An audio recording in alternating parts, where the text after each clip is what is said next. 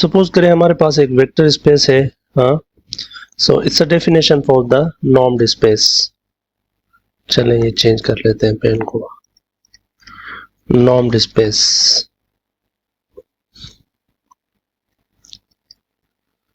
नॉर्म्ड spaces की बात कर लेते हैं।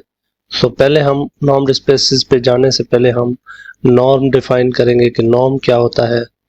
सो नॉर्म एक फंक्शन होता है, बात करते हैं अभी।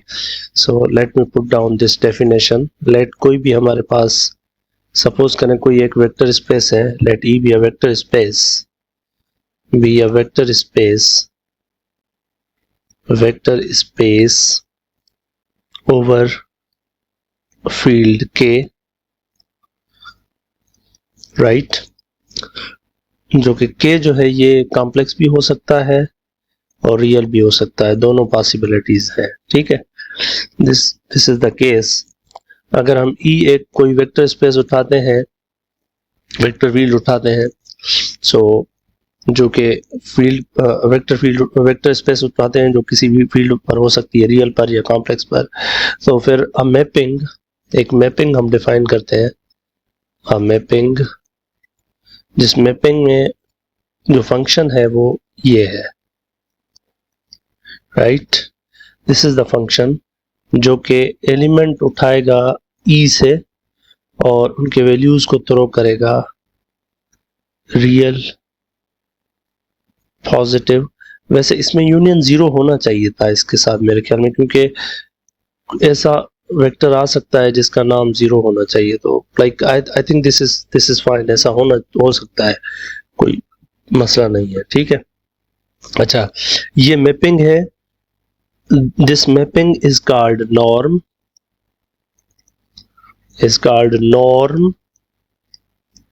ऑन ई इफ, अगर ये नीचे वाली जो एग्जाम्स है उनको सेटिस्फाई करे। वो कौन सी एग्जाम्स है? नंबर वन एग्जाम है कि अगर नॉर्म जीरो है किसी वेक्टर का तो वो वेक्टर जीरो हो जाएगा, और अगर वेक्टर जीरो है तो उसका नॉर्म जीरो हो जाएगा। इसको कहते हैं फॉर ऑल एफ एंड ई। इसका नाम है डेफिनेटनेस।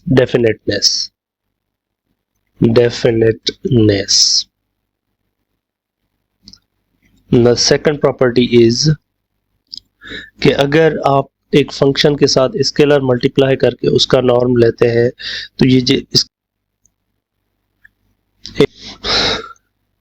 अच्छा, अगर हम किसी फंक्शन के साथ स्केलर मल्टीप्लाई करके उसका नॉर्म लेते हैं तो ये स्केलर है, इसका एब्सोल्यूट वैल्यू बाहर आ जाएगा और एफ का नॉर्म ये इसके बराबर होगा फॉर ऑल एफ एंड ई। और तीसरी जो है वो ट्रायंगुलर इनइक्वालिटी है कि अगर दो फंक्शन है या दो एलिमेंट है वेक्टर स्पेस के, उनका अगर सम लेकर उसका नॉर्म लेते हैं तो ये लेस देन इक्वल होगा norm of F and norm of G, इनके सम से। तो अगर कोई आपके पास वेक्टर स्पेस है और उसके साथ अगर एक आपके पास एक फंक्शन है जो कि इन तीन प्रॉपर्टीज को सेटिस्फाई कर रहा है, तो फिर ये जो स्पेस है ये नॉर्म्ड स्पेस बन जाएगी। और हम इसको ऐसे लिखते हैं, ये ई और उसके साथ ये इस तरह से लिखा जाएगा, ये नॉर्म्ड स्पेस हो जाएगी, ठीक। अब सवाल आगे जो आएंगे वो एग्जांपल्स होंगे कि एग्जांपल्स कौन से हैं ऐसी स्पेसेस के। तो सबसे पहली बात, तो when we talk about examples, कल हमने कौन सी स्पेस डिफाइन की थी? वेक्टर स्पेस के बाद इनर प्रोडक्ट स्पेस, याद है ना? अगर आपके पास कोई भी इनर प्रोडक्ट स्पेस है ना, कोई भी इनर प्रोडक्ट स्पेस, अगर ई कोई स्पेस है जो कि इनर प्रोडक्ट है, ठीक, तो इसके ऊपर आप नॉर्म डिफाइन कर सकते हैं, यानी इसको आप आराम से नॉर्म्ड स्पेस में कन्वर्ट कर सकते हैं। इसको आप नॉर्म्ड स्पेस में कन्वर्ट कर सकते हैं। अब सवाल ये होगा कि नॉर्म्ड स्पेस में इसको कैसे कन्वर्ट किया जाए।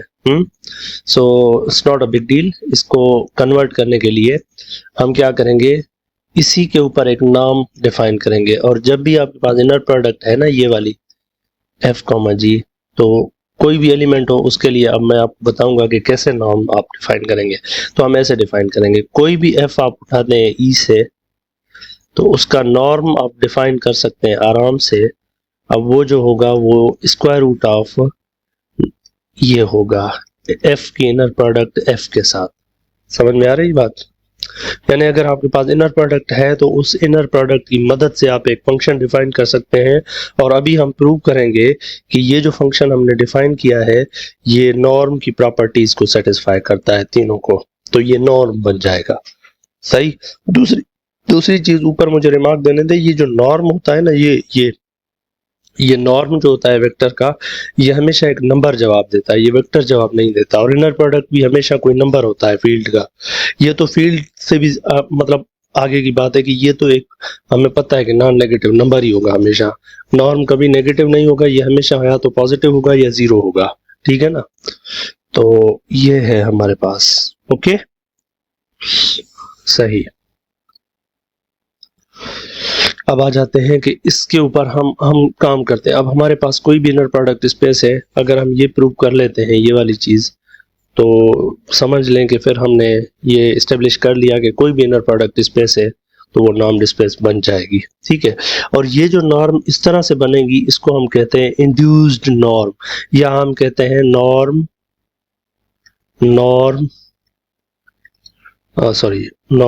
इंड्यूस्ड बाय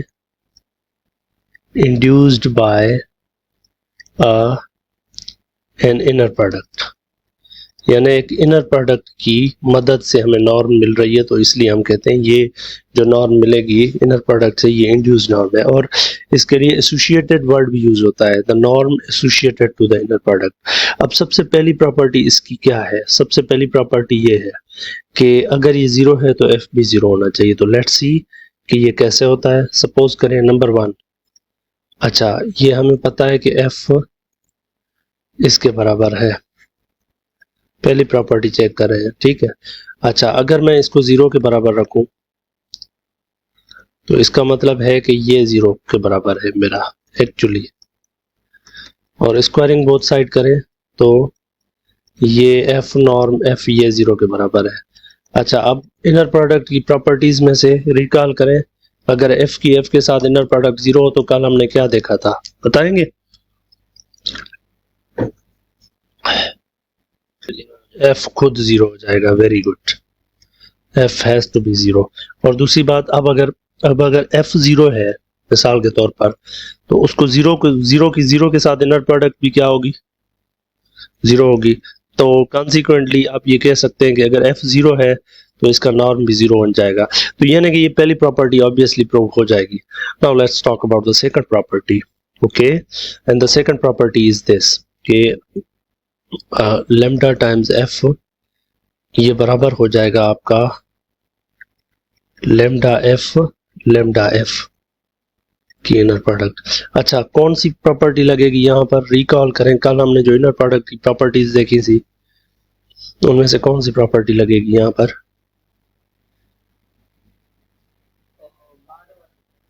यार मॉड वाली, कांजुगेट वाली लगेगी कह सकते हैं आप। लेकिन सस की लिनियरिटी क्या थी? सस की लिनियरिटी ओपन करें।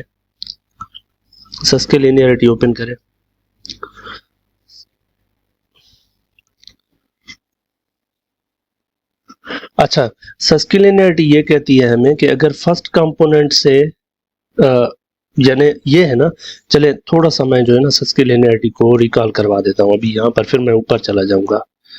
अच्छा यहीं पे कर लेते हैं, फिर कोई बात में जाके पता हो कि ये क्यों किया था हमने। ये सस की लीनियर है ना, सस की लीनियरिटी। अब सस की लीनियरिटी ये कहती है कि अगर आपके पास पहली वाली म्यू एफ और हमारे पास था लेमडा जी चले और एच, तो यहाँ से अगर म्यू को बाहर रखें तो ये एफ कामा एच बन जाता है, और लेमडा को बाहर रखें तो जी कामा एच बन जाता है। अगर इनमें से मैं इस लेमडा को जीरो कर दूं, क्योंकि ये नंबर है, अगर पर्टिकुलरली ये जीरो हो जाए तो म्यू एफ विद एच ये म्यू बाहर रहेगा और एफ एच ये प्रॉपर्टी बन जाती है, यानी फर्स्ट कंपोनेंट में से म्यू बाहर आ सकता है, ठीक है। और अगर सेकंड कंपोनेंट में से बाहर आएगा तो सेकंड वाली प्रॉपर्टी को चेक करें, जिसमें था एच को हमने म्यू एफ प्लस मिसाल के तौर पर सिग्मा जी किया था। अगर ये जीरो है मिसाल के तौर पर तो ये नहीं लिखा जाएगा। फिर हम लिखेंगे म्यू को बाहर रखेंगे कॉन्जुगेट के साथ और एच कामा एफ। ये थोड़ा सा इसको आप खुद ही चेक करेंगे इसमें से, यानी कहने का मतलब ये है कि आवाज आ रही है आप लोगों की, बंद करें इसको। यानी कहने का मतलब ये है कि अगर फर्स्ट कंपोनेंट से स्केलर बाहर आ रहा है, ये किसकी माइकान है? अच्छा, अगर इनर प्रोडक्ट के फर्स्ट कंपोनेंट में से कोई स्केलर बाहर आ रहा है तो वो ऐसे ही बाहर आ जाएगा। अगर सेकंड कंपोनेंट में से बाहर आ रहा होगा तो उसके ऊपर कॉन्जुगेट देना पड़ेगा। यानी मैं ये कह रहा हूँ कि ये लेमडा जब बाहर आएगा तो ये ऐसे ही आएगा, जब ये लेमडा बाहर आएगा तो ये कॉन्जुगेट के साथ आएगा, एफ की इनर प्रोडक्ट विद एफ। अच्छा, अब ये जरा कल मैंने आपको बताया था, ये अगर कॉम्प्लेक्स नंबर हो तो z और z कॉन्जुगेट आपस में मल्टीप्लाई हो रहे हो तो क्या जवाब आता है इसका? मॉड ऑफ लेमडा का स्क्वायर और ये F inner product with F, ठीक है। अच्छा, ये मॉड वाला ये स्क्वायर रूट को डिस्ट्रीब्यूट कर दें अलग अलग, इसके ऊपर अलग लगाएं और इसके ऊपर अलग लगाएं। अच्छा, अब ये जो है ये तो हो जाएगा इस तरह, बाकी ये नॉर्म बन जाएगा एफ का। तो ये प्रॉपर्टी प्रूव हो गई ना सेकंड वाली भी।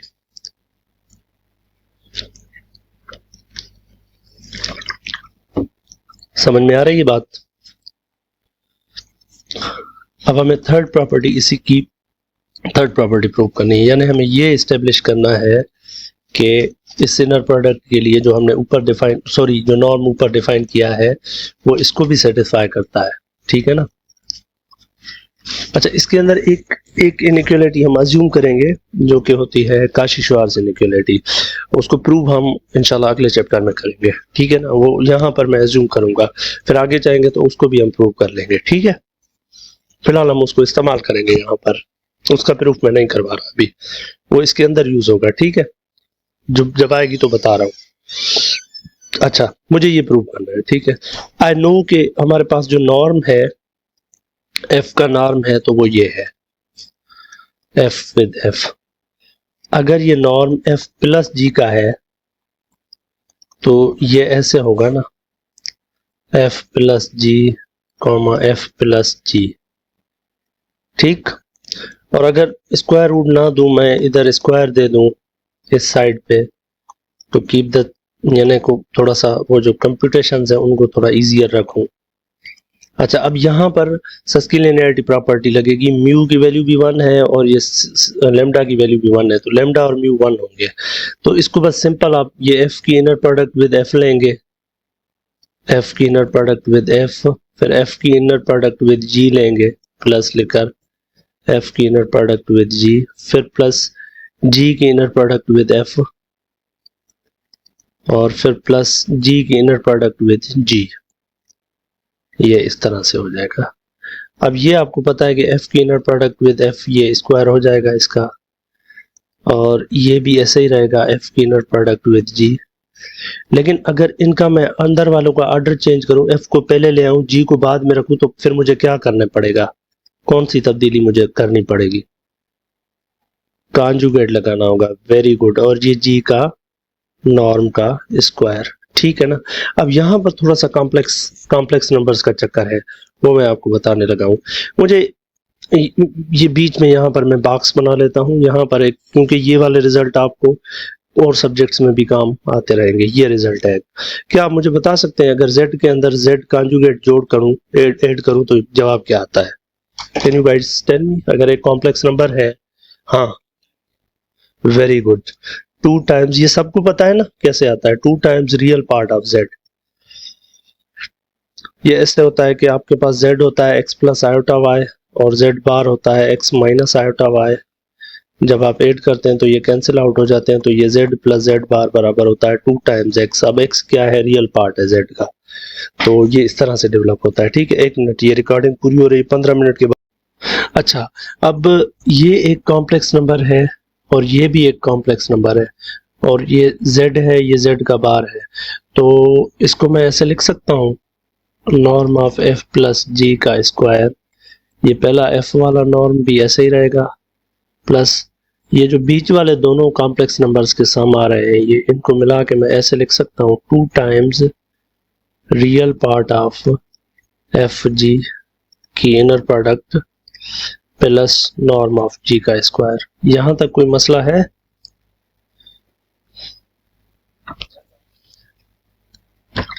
अच्छा, यहां पर एक और इनइक्वालिटी बनती है कि क्या आप मुझे बता सकते हैं कि एक कॉम्प्लेक्स नंबर है z, उसका नॉर्म ले रहा हूं और दूसरा मैं रियल पार्ट है z का वो ले रहा हूं, इन दोनों में से बड़ा कौन सा होता है? चले इसका भले आप नॉर्म भी रख लें। कैसे? क्योंकि हमें पता है कि z नॉर्म जो है, हाँ कल हमने ये किया था ना use, x square plus y square होता है, जब स्क्वायर होगा तो ये खत्म हो जाएगा, तो ये x square plus y square जो कि ग्रेटर देन इक्वल होगा एक्स स्क्वायर के, तो स्क्वायर रूट दोनों साइड लें तो ये basically greater than equal to x होता है, या 2 टाइम्स वो रियल से वो बड़ा होगा। यानी मैं कह सकता हूं कि पहले अगर मैं इसको ऐसे कर लूं, प्लस 2 टाइम्स इसको मैं एब्सोल्यूट में रख लूं रियल पार्ट ऑफ एफ जी को, प्लस अब हमने ये भी देख लिया कि ये जो फंक्शन है, ये जो नंबर है, इसका जो रियल पार्ट है वो इस फंक्शन, इस नंबर के खुद के मॉड्यूलस से या एब्सोल्यूट से कम होगा, तो इसको ऐसे लिखा जा सकता है ना, ये z है, ऐसा समझिए एक नंबर है, ठीक है। अच्छा, अब यहां पर मैं जो है ना वो काशी-श्वार्ज़ इनइक्वालिटी लगाऊंगा, CSI, काशी-श्वार्ज़ इनइक्वालिटी। अब काशी-श्वार्ज़ इनइक्वालिटी ये कहती है कि इनर प्रोडक्ट का जब एब्सोल्यूट लेते हैं तो this is less than equal to norm of F and norm of G, right. So ये यूज कर रहा हूं मैं यहाँ पर फिलहाल, तो ये हो जाएगा एफ प्लस जी इसका square less than equal to F norm square plus 2 times norm of F norm of G plus norm of G का स्क्वायर। अच्छा, अब ये क्या बन जाएगा, ये a रखें, इसको b रखें, ये a b, ये a square b square plus 2ab वाला फार्मूला बन जाएगा। तो आप इसको f प्लस जी के नॉर्म के स्क्वायर को लेस देन इक्वल टू रख सकते हैं norm of f plus norm of g and all of this square. अच्छा, अब दोनों साइड स्क्वायर रूट ले सकता हूं मैं। हाउ विल यू जस्टिफाई कि यहाँ पर दोनों साइड में स्क्वायर रूट ले सकता हूँ, यहाँ स्क्वायर रूट ले सकता हूँ, तो फिर ये आपके पास आ जाएगी, सॉरी ट्रायंगल इनइक्वालिटी। ये स्क्वायर रूट क्यों पॉसिबल है, क्या आप बता सकते हैं? दिस प्रॉपर्टी होती है कि अगर a less than equal to b है तो f ऑफ a भी लेस देन इक्वल टू होता है f ऑफ b के, ऐसे ही होता है ना इंक्रीजिंग फंक्शन। यानी अगर a लेस देन b है तो इसको f ऑफ a भी लेस देन इक्वल टू होगा f ऑफ b से, यही होता है ना इंक्रीजिंग फंक्शन का। तो f क्या है आपका, स्क्वायर रूट है, तो square root of a is less than equal to square root of b। यानी अगर पॉजिटिव नंबर एक दूसरे से छोटा है तो उनके ऊपर आप स्क्वायर रूट लगा सकते हैं, there is no any harm in it. तो यहां तक बात क्लियर हो गई कि हमारे पास जो भी इनर प्रोडक्ट स्पेस होगी, जिसके ऊपर इनर प्रोडक्ट आपको मौजूद होगी, आपके पास होगी, उसके ऊपर आप आराम से नॉर्म डिफाइन कर सकते हैं। किसकी मदद से? इनर प्रोडक्ट की मदद से, ऐसे। ठीक है, बात समझ में आ गई? आ गई बात समझ में? नाउ अब मुझे पता है कि ये के डी ये इनर प्रोडक्ट स्पेस है with this inner product U V summation I is equal to 1 to D U I V sorry V I bar. और इसी तरीके से सी ए बी भी एक इनर प्रोडक्ट स्पेस है, कल हमने देखा था with inner product this one a to b f g bar f of t g power of t d t. अच्छा, अब इन दोनों के ऊपर ये भी इनर प्रोडक्ट है, ये भी इनर प्रोडक्ट है, और हमने देखा है कि अगर हमें इनर प्रोडक्ट मिल जाए तो उसकी मदद से हम नॉर्म डिफाइन कर सकते हैं।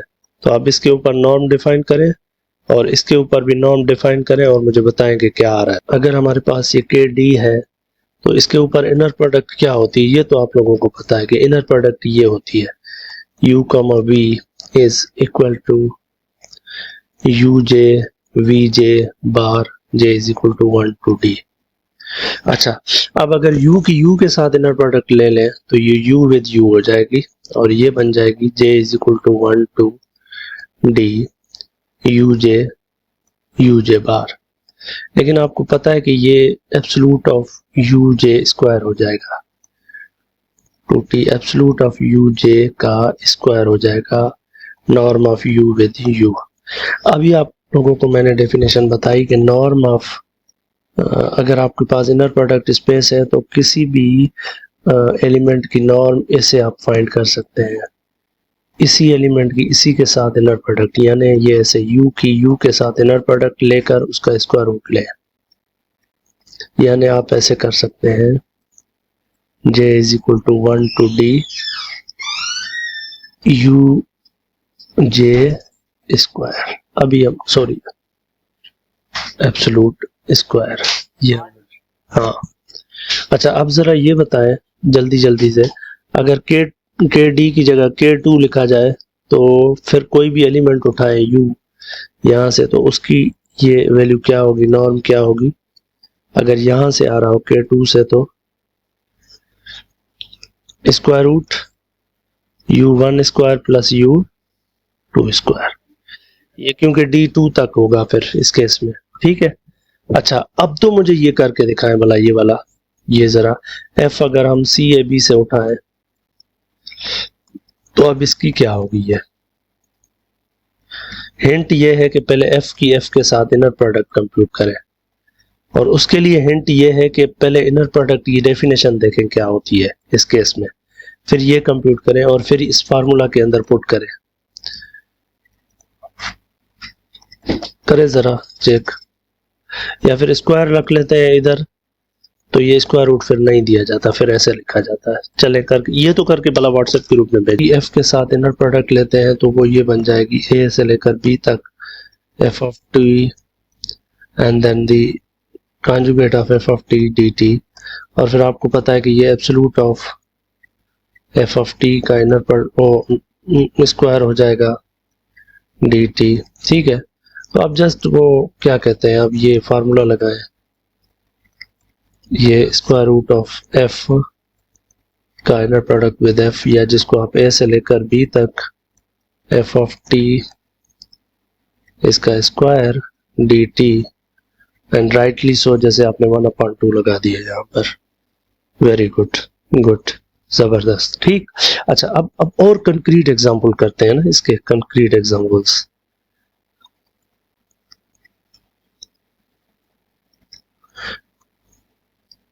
अच्छा, मुझे आप बता सकते हैं कि कल मैंने आपको ये दिया था एग्जांपल -π से, और इसके ऊपर हमने इनर प्रोडक्ट डिफाइन की थी। अगर कोई भी दो एलिमेंट f और g है तो उनकी इनर प्रोडक्ट कैसे हमने डिफाइन की थी, -π से लेकर π तक, और क्या था f of t ज़रब g of t, हमने सिर्फ इनको जो है ना वो रियल तक लिया हुआ था। अच्छा, अब इस केस के अंदर नॉर्म क्या बन जाएगा, ये बन जाएगा -π से π तक f of t dt 1/2 square आएगा 1/2। अच्छा, अब मुझे जो है ना इसी स्पेस के अंदर 1 का नॉर्म कंप्यूट करके दिखाएं, सिर्फ 1 का। इसी स्पेस के अंदर sin t का नॉर्म कंप्यूट करके दिखाएं, और इसी स्पेस के अंदर मुझे cos t का नॉर्म कंप्यूट करके दिखाएं। जल्दी करें, जल्दी करें, कंप्यूट करें जरा, चलें। अच्छा, 1 जो जगह खैरा टेंशन नॉट, 1 जी इनर प्रोडक्ट विद 1 यानी -π का π तई 1 dt 1/2 सो अंदर वाले जो इंटीग्रल जो जवाब ईंदो वञी pi minus minus pi 1/2 which is square root of 2 पाई। ठीक है, अड़े हिसाब से sin t जो जॾहिं तव्हां कंप्यूट कंदो त इहो अची वेंदो minus pi to pi sin square t dt 1/2। छा जवाब आयो आहे ॿुधायो भला? पाई कास जो छा आयो आहे? Minus pi to pi cos square of t dt 1/2।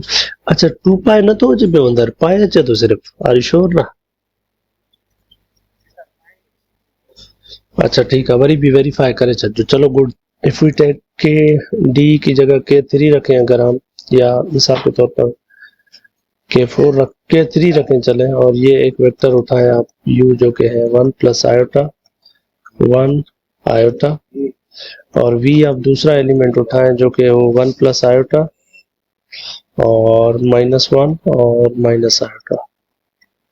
अच्छा अब इस सॉरी 2 एलिमेंट तो नहीं उठाने चाहिए, हमें एक ही उठाना चाहिए वैसे उसूली तौर पर, क्योंकि मैं नॉर्म चेक करवा रहा हूँ, इनर प्रोडक्ट तो नहीं करवा रहा। कंप्यूट करके दिखाएं, जल्दी करें जरा। ये करें तो फिर आगे चलते हैं।